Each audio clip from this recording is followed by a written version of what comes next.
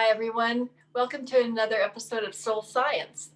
And this is Dr. Fannin, Jeffrey Fannin, and myself, Pamela Ann Ezell. Looking forward to sharing some really wonderful things with you today. Hi, Jeff. How are you doing? I'm doing great today. We've got a very exciting topic to talk about here today. So go ahead. Jeff, we're going to stop this and start it over again because you're way over to the side instead of centered. There you go. Okay. You Yeah, good? plug in my microphone. So, all right. Okay. You got your mic plugged in? Yeah. Okay. Make sure that as I'm talking, I can see that it's working. Okay. So it's your choice. Would you like to start it over really quick? Yeah. Okay. Hi, everyone. Welcome to another episode of Soul Science. This is Dr. Jeffrey Fannin over here, and here I am, Pamela Ann Ezell. Jeff, hey, how's it going? Oh, great. We've got some really exciting topics to record here today. And so I'm very excited. I'll let you kind of introduce what we're going to talk about today in Okay, this well, particular episode. so today we're going to talk about deliberate meditation. It really makes all the difference for the things that you desire to have come rapidly into your world. Yeah, the reason I'm laughing is when I traveled all around the world, and did over 4,000 brain maps on people who are advanced meditators. And the one thing I learned is most people have no idea how to meditate and they don't know how to quiet their mind. So in looking at their brain maps and going over this, I get asked all the time, what is the best meditation? What should I do? So I spent quite a bit of time learning about different meditations. So we may end up discussing about some of those, but I think this is important. A lot of people would like to meditate, and there are different situations. Like when I'm working with the Vision people, meditation is a very important part of their preparation in what they do in order to get ready to do something that is extraordinary.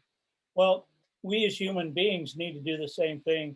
I probably meditate 2, sometimes 3 times a day, but I'm not doing 2 and 3 hour meditations, things like that. They're usually, 20, 30 minutes, something like that is all I need to make the connection. So I think this is going to be a really exciting topic to talk about deliberate meditation. And I think that's what people leave that word out, deliberate. So what do you mean by deliberate meditation? Well, let's just put it this way. It is not clearing out your noggin and just emptying everything out. It is very specific. Yeah. Now, previously we taught about meditating in 6 breaths or meditating at a stoplight, or I also call it mini meditations, and that's on my website, the mini meditations. So you can refer back to that. But that's about releasing things from your body, putting things in your body that you prefer instead, and really anchoring it in and connecting with the divine. This deliberate meditation that I'm referring to is very rapid. Meditation is like a form of prayer. I definitely am discussing things with the divine, and I don't split hairs on who it is that I'm talking with. But when I'm telling people, it's your personal adventure that you are to discover yourself. I'm not micromanaging anybody in any way or judging anybody and how it is that they connect. It's connect. And for me, I connect with living beings that are divine beings that can be able to create worlds without end and have been creating worlds without end. And I like being connected with them. So when I'm deliberately meditating, it's definitely a form of prayer. I flood myself with the things I'm appreciative of, that I look around and see how magnificent my world is. I'm very specifically looking for the many blessings that have been flooding into my life. And then I'm boldly asking for what I would love to see happen in my life. And I'm really specific. And then I'll get quiet and say, what would you like to share with me? And I will have feelings of insight, inspiration, intuition. And I literally sometimes will hear them actually speaking to me specific things of direction and support. So and I'm going to give some examples because, you know, we always anchor this in with real examples and what's been happening in our lives. So one day, it was last week, I was visiting with them and I thought, I'm missing my husband. I'm up in the forest creating all this wonderful retreat area, and I'm missing having quality time with him. And it takes him 2 hours to come up and see me. He's often in a hurry because he's doing a lot of work in Tucson. So then he leaves. It takes him 2 hours to go back. And I thought, wouldn't it be great if you could have an office in Sierra Vista? And I was very specific. Okay, that's specific. Put it in. Get your specifics in, because when they arrange it and bring it to you, you recognize it. Oh my gosh, that's what I asked for. You know, blow your hair back. This is amazing to me. And for him to go into Sierra Vista, it only take him half an hour. And it's a beautiful country drive. It's just so beautiful. Not a bunch of traffic or stoplights or stop signs or anything. It's just so lovely. So I said, this would be great if we had an office in Sierra Vista. He could still work in Tucson, but he could spend some time in Sierra Vista instead too, so he wouldn't be run ragged. And then pretty much I just let go. I just let go. I don't micromanage it. I get out of the way. I let these gods be gods and do their gig, do their part, because they love to create things for us. So as I'm walking down from that area where I was saying this prayer, I get a phone call from my husband. It was literally less than 5 minutes later. And I'd already talked with him this morning, like, oh, I wonder why he's calling. And he said, baby, would you like to start over? I'm like, sure. I'm always flexible like that. If you'd like to start over, we'll start over. You know, if my baby's happy, I'm happy too. And he said, well, I was calling this woman over in Sierra Vista. Okay, that's the same city that I was talking about. I'd love to have an office in, and asking her if she'll serve our papers for us in Cochise County, because we're having issues with serving these legal documents. And literally, he works for thousands of attorneys all over the United States and judges. And I mean, he sets up precedents for even the laws and structure of what he does in Arizona. And even throughout the world too, he also works with people throughout the world. So we're highly regarded in what we do with our businesses in this particular field.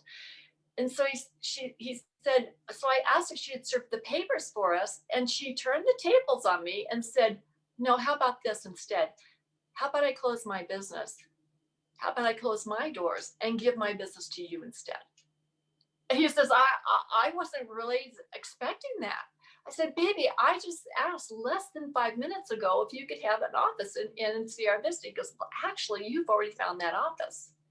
And that office you found 6 months prior when we were driving down Fried Boulevard, driving out of town. And you said, oh my gosh, one day we'll have an office right there, because I have a really good feeling about this. Your feelings are your perfect guide. Listen to them. I mean, that's your inspiration coming to you. We all have this coming to us. I am not unique. Really, we all have this ability. I've just dialed in tighter and tighter and tighter because I have so much fun with it. And I said, oh yeah, that's right. We did talk about that office building area. However, we didn't look at it. So that weekend when he was with me, I said, let's go into Sierra Vista and let's go look at that office building site. So it's like you get the inspired thought and you take the little bit of action that's important that you take to have this all dial in and to get really anchored into your life for you to be blessed from it. We drive into Sierra Vista and we're looking at this office areas. We drive in, my husband is looking astonished and saying, honey, this is the same office as where this woman had office areas where this woman had her office. Okay. Amazing. Yeah. I mean, pretty amazing. And what really lets me know that is so supportive for every single one of us is to know that these living beings are divine beings who have created worlds without end, but they know their quantum physics. How? Because they created it, and time is irrelevant. They know how to do past, present, and future, and they could see 6 months ago and actually before then what I would love to see happen, what I would be asking for. And they already started layering everything in for our happiness and our success. So they knew about the office building, pointed it out to me 6 months prior to me even thinking I'd like to have an office building in there, and then started layering it for my husband as well. And so today he has that business. The woman gave him the business. It's all flowed through. So what do you think, Jeff? Yeah, I mean, that's really amazing to be able to do that. And, you know, some of us have these experiences that are, we might call it serendipitous, you know, where something like that happens and all of a sudden we feel like we're in the flow of things and the energy and so forth. And things that are very unusual begin to happen. But, you know, I think you made a really very important point at the beginning of the story. And that is that once you got done meditating, you would be quiet. You know, I went a few years ago when I was in the movie, um, uh, the PGS, personal guidance system, and understanding your intuition. And so this was one of the points that came out in the movie is learning to be quiet, because what I see with a lot of meditators and the things that they do, they'll start to meditate and then they get this laundry list going in their head. And so Yeah. they're thinking about it. Oh yeah, well I got to get back. And so then they're reiterating what it is that their meditation is about. I want this, I want that, I want the other thing. And they forget to be quiet. And so in this movie, we talk about, you know, how important it is when you're meditating to be quiet, because our brain is going to be doing all kinds of things during that meditation and our laundry list. And I got to do this and call this person and so on. But we're not really meditating. And so we think we are, or that we have to control the circumstances in that meditation. And so the key ingredient that you talked about at the beginning was just be quiet and listen. And a lot of people don't know how to do that. So it's kind of like training a dog, you know, to sit and to stay. So you say sit, no stay, you know, and the dog has no idea what you're talking about. Your brain is the same way. It has no idea what you're talking about. Meditate, you know, be quiet. And so this is about, as you are training the dog and you're pushing their rump down onto the ground and saying, sit, sit. And one of those moments, the light bulb goes on and the dog goes, oh, I know what you mean. Sit means I put my rump on the ground. And so then they begin to learn. Our brain is the same way. We have to create those neural pathways to do that. And so most people don't know how to quiet their brain. They don't know how to train that dog up here, uh, you know, that 3 pounds of gelatinous stuff in there to teach it how to sit and how to stay, how to be quiet. And so it takes practice. And if you can only do that for, you know, 10 seconds, well, great. You know, next time try and do it for 20 seconds and then 30, then a minute, you know. And so I understand in training my own brain to do that.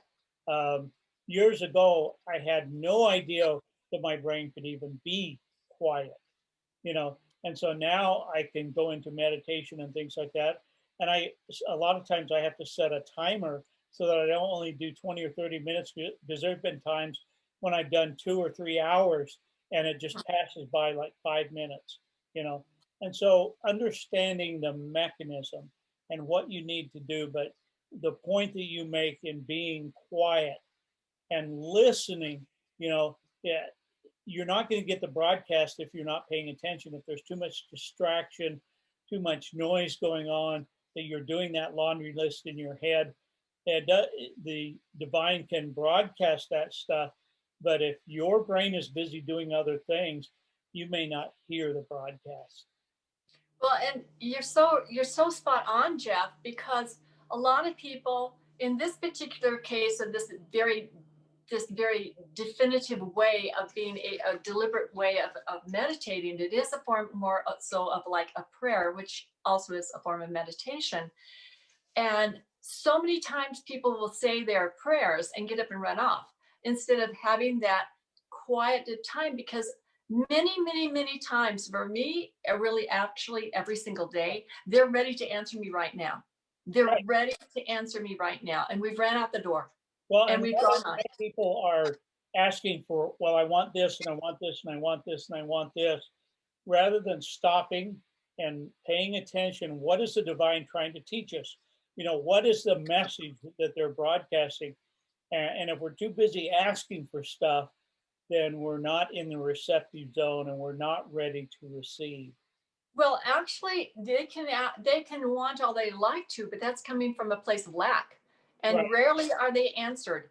But when you are saying, "I would love to have this. I think this would be fabulous. It would be great for us to have this in our lives," and you're starting to flood yourself with these feelings of well-being and of abundance, because I'm dealing with beings from a very abundant source, not a place of lack. So as soon as you start filling your life with want, you've pushed yourself away. So I Right. come back in and I am bold and I do command what I'd like. I'm not commanding those living beings. I'm commanding how I would love my world to be formed. Because if I'm coming from a Nancy Pamsy place and kind of a wishy-washy place, you cannot be able to have what you would love to see form in your life rapidly. Another situation that came up this very week was um, and when I'm doing this, it might take me maybe 5 minutes, 10 minutes. This is very rapid commanding. This is a very rapid way of being able to create because I've already done my other meditation, my six breaths and stuff before I ever even get out of bed. But these kind of things that I'm talking about, I do early in the morning. So I'm ahead of my day and I've already started allowing all these things to start forming. And why do they form so rapidly? Because I completely believe it is a sure knowledge base because I have practiced it over and over and over and over and over and over again to where I am confident that this absolutely will form and happen. And so what I said is I would like to be able to meet with four people, have four things happen. I'd like to meet with a guy who could have help me with being able to get the right electricity hookup for the solar that we just bought, the solar trailer that we just bought. And I'd like to be able to visit with a block layer for some of the building things. I'd like to visit with my contractor who's going to start this building process, but he's having to allow himself to finish up some other projects. I'd like to visit with my husband. So these are four very, very busy people. And as it turned, and I send it out there from basically my soul to theirs, but I also put that in that deliberate commanding of what I'd love to see happen that morning. And literally the first guy answers me back and says, I'm right in the area. I can be there right away. Less than 10 minutes later, he physically was on the property. The block layer person calls me and he's all yippee skippy excited about a project that we're going to do now, he and his brother, and they're excellent block layers, but there is a preview to what they're going to be doing for building our project, for our major project. And the contractor calls me saying, hey, the block layers are going to be calling you. And he already had called me. And then my husband calls me. Okay, all that happened within an hour. Within an hour, it was completely finished. I mean, the people had everything had shown up. But this is what I'm saying. You are not a cork on an ocean being just tossed to and fro.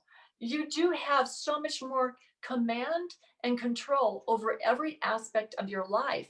And if you choose not to be like really awakened to that and take control of your vehicle of life, your body, driving it down the road, and you're just going to be slamming into all sorts of things and be Right. miserable. But you can directly choose how you'd like your life to be every single day.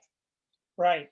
Yeah, years ago, I think it was back about 2015 when I did this study with energy healers, and I put some graphs and I put that in my book, Commanding the Power of Thought, and the results of that. And one of the interesting thing that I think applies here, point that you're bringing out, is that we found that people who were in the examples and the graphs that we did, where we were taking the energy from the person that was sending that out to the person that was receiving. So we had a sender and we had a receiver, and we had a device called the Sputnik that we're able to measure that energy, the conductance of that energy, and look at that. And so in this graph, when people used intention, when they used focus, when they used their intent for what was going on, that out of the other examples that we had, the energy was higher, the coherence of that energy was purer, and they were able to achieve a better result as a result of that. And that's exactly what you just explained, is when you're meditating and you're being very specific about things, you're putting an intention, you're focusing and concentrating, because a lot of people in this study, they would just kind of go through the protocol that we were doing and just like doing a Emotions. laundry list, or just, yeah, right, exactly, going through the motions. But we found that the higher amount of energy was in the people who had intention, they had a goal, they had focus, and they had concentration on what they were doing. And that scientifically proved out to have the best result. So I can understand why you would explain that to people with some of these stories about being able to do that. So scientifically, there is a reason for doing that. Hmm. And it's not just clear out your noggin. It is like, seriously, every cell in your body is engaged in this interaction, in this communication, in this receiving back. So I can remember I was driving to Mesa one day, or up in the Phoenix area with a bunch of girls. We were going to do an activity. And I was sharing some of the stories with them. And this one woman stopped and she goes, "How is it that you can communicate and pray like you do?" It's like, it's not like any kind of prayer I've ever heard about. And because of, it's because of the way things come back into your life. If they're just so blow your hair back, amazing. And she knows because she's been around me that this is true. And like you say, sometimes you can't make up this stuff. And I said, it's because I don't just pray with my thoughts. I pray with every cell of my body that goes out to the divine. And they answer me by sending it back to me with every cell in my body. And it changes me. It changes me. I am really engaged. It isn't a checklist. And a lot of times people do their checklist. Okay, I talked to them and I'm done. That doesn't work. It will not Right. bless you.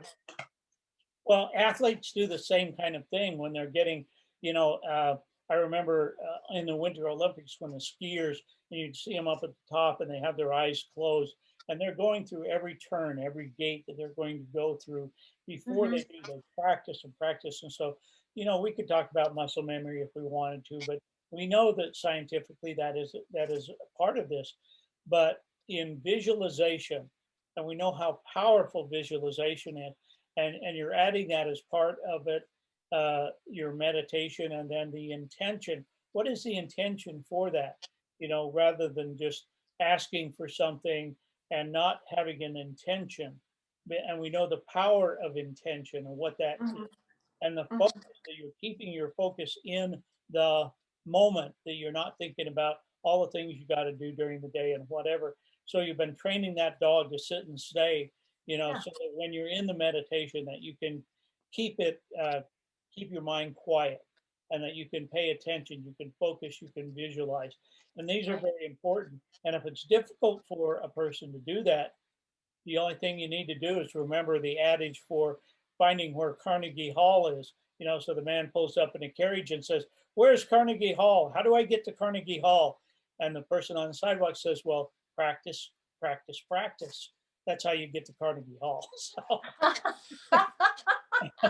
I just had to throw that in there. You know, Jeff, thanks for pointing that out about the skier and visualizing and everything. I I really am a person like everybody else. I have the same situations in my life that set up in my life for me to learn from. And one of the things that was happening with visiting with these four people was that I had tried to reach them. I had tried to call them. I had left voicemails. I had left and text and stuff, and nobody was responding. I was starting to feel frustrated and like, "Hey, what am I, Chuck Liva? I mean, am I invisible to you people, or what's going on here?"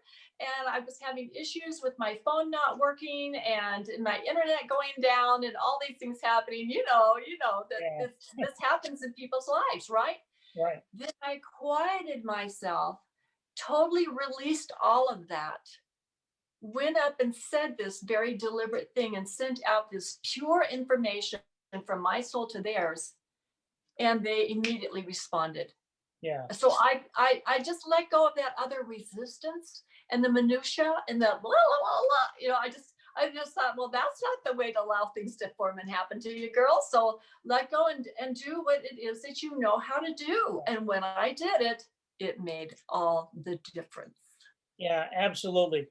There's so much more to this subject, and we'll probably have to do another episode on this. But by the clock on the wall, it looks like it's time for this episode to be done with. And I'm sure we will talk more about this subject and the things that people want to do in another episode. So, for those of you who would like to be notified of future podcasts, so select the subscribe down below there, and it will notify you when we have new podcasts that are coming out and so forth. So Pamela and I would like to wish you to have a good day, and And be sure and share it with others too if you find it uplifting and encouraging. It might be just what they're looking for too. exactly. And you never know what a person is looking for. So That's right. sharing that with other people and letting them know, Right. that's a really good thing. So we'll talk with you next time, and thanks for viewing this episode of Soul Science.